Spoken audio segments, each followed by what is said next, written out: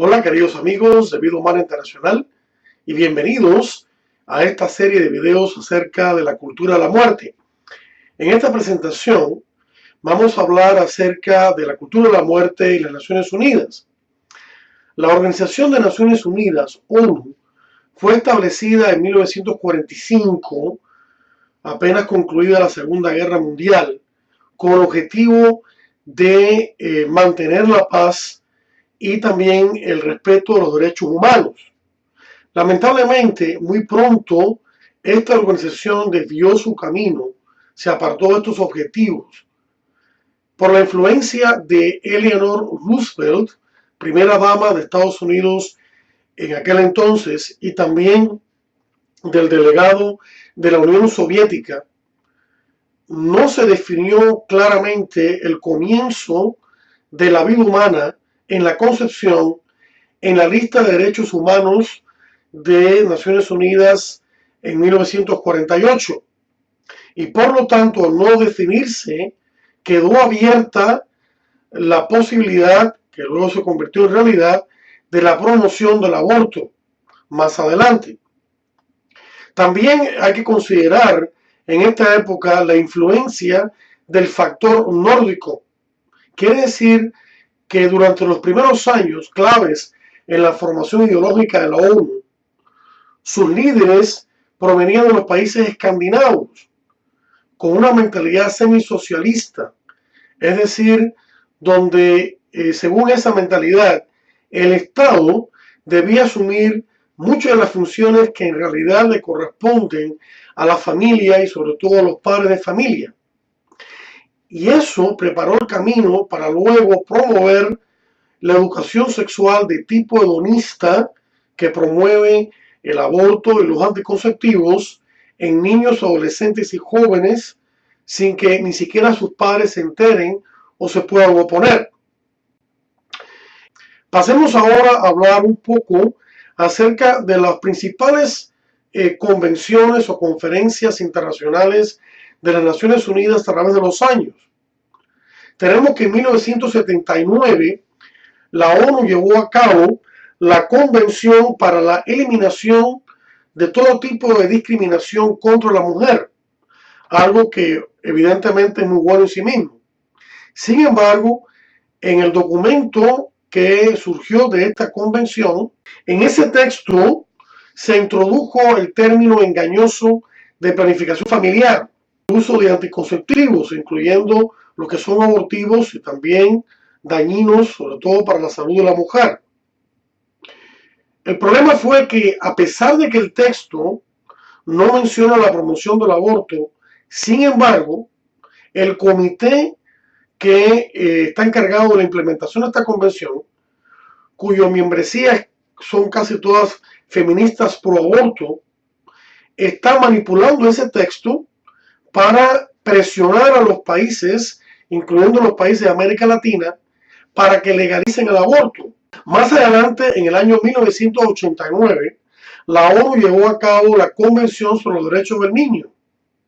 Muchos de sus artículos son muy buenos, pero hay algunos de esos artículos que ponen el derecho a la privacidad de los niños por encima de la autoridad de sus padres. Y eso se presta para que luego organizaciones como la IPPF les digan a esos niños y adolescentes que ellos tienen derecho por privacidad a acceder a anticonceptivos y abortos sin que sus padres se enteren o se puedan oponer. En 1994, la ONU llevó a cabo una conferencia internacional sobre población y desarrollo en la ciudad del Cairo, en Egipto, que se ha venido a llamar la Conferencia del Cairo. En esa conferencia, gobiernos poderosos como el de Estados Unidos, con el presidente Clinton en aquel entonces, y otros gobiernos, además de entidades internacionales abortistas como la IPPF y la propia ONU, presionaron a los delegados asistentes para intentar imponer un derecho al aborto en todo el mundo. El eufemismo o la frase engañosa que se utilizó para intentar llevar esto a cabo fue salud reproductiva. Sin embargo, en la definición del documento final de salud reproductiva no se incluyó el aborto. Lamentablemente, sin embargo, desde entonces, esos gobiernos poderosos, esos grupos abortistas internacionales y algunos funcionarios de la ONU están presionando a los países y están tratando de proponer o de imponer una definición de salud reproductiva que sí incluye el aborto. En 1995, al año siguiente, la ONU llevó a cabo una conferencia sobre la mujer en la capital de China, Pekín o Beijing, que se ha venido a llamar la Conferencia de Beijing. En esa conferencia también todas estas entidades trataron de imponer el aborto, pero en esta ocasión utilizando otro eufemismo, otra frase engañosa, la frase de perspectiva de género o equidad de género. La ideología de género es una ideología perversa que dice que las diferencias entre hombres y mujeres no tienen un fundamento natural, sino que en realidad, dicen ellos, son invenciones culturales o sociales. Dicen además que cada persona, cada individuo, según su preferencia sexual, puede escoger el género que le plazca. Y así puede haber muchos géneros: masculino, femenino, homosexual, lésbico, bisexual, transgénero y cualquier otra cosa que se les ocurra.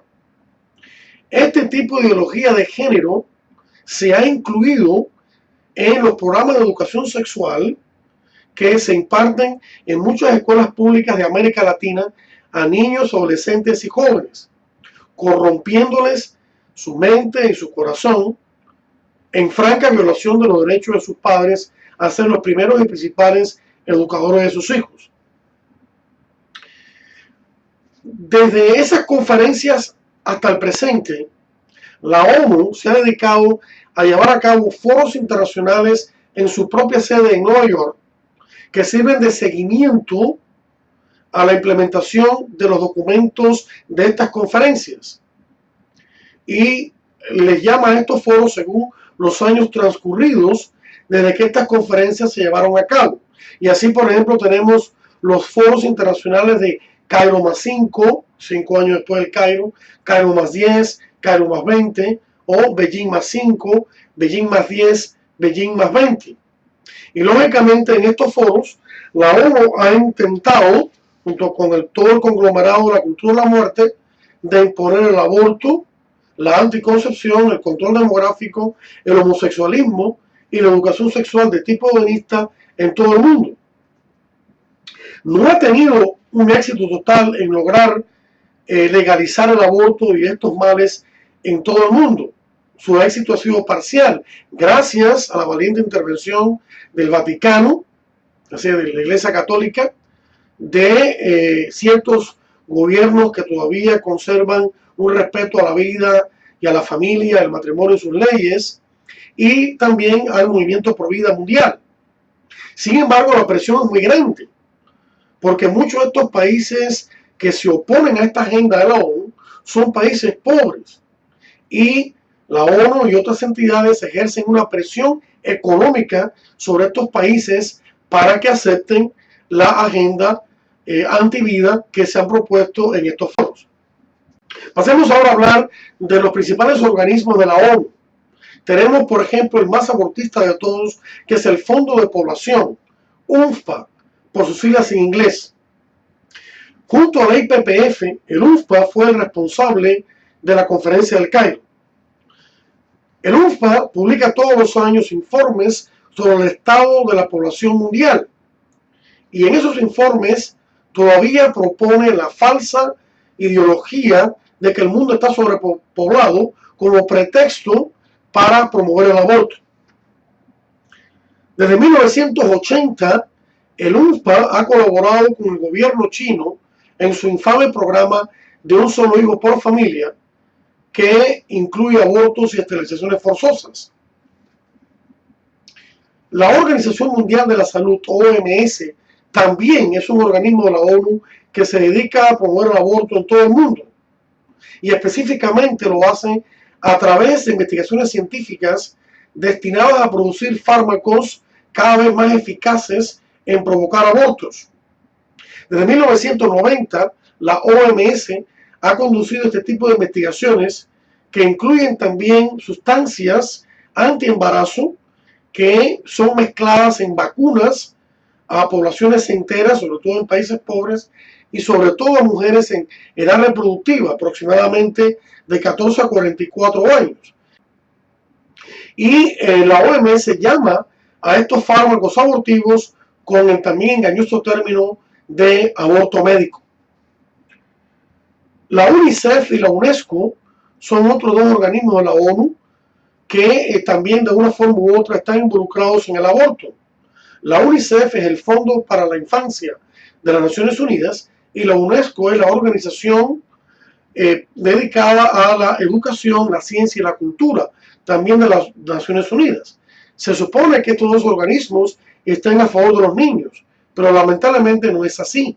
Ambos se dedican a promover perversos programas de educación sexual que incluyen la ideología de la salud reproductiva, que ya hemos hablado, y también la ideología de género.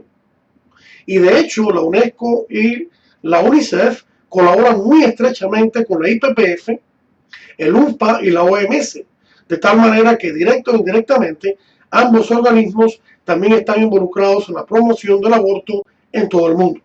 Como conclusión, podemos decir que Naciones Unidas se ha convertido en un monstruo antivida mundial que sirve de foro para la cultura de la muerte, es decir, de escenario donde las distintas entidades abortistas del mundo se reúnen para concertar planes y actividades encaminadas a promover el aborto, la anticoncepción, el control demográfico y la educación sexual de tipo hedonista. Muchas gracias por la atención prestada y que el Señor le bendiga.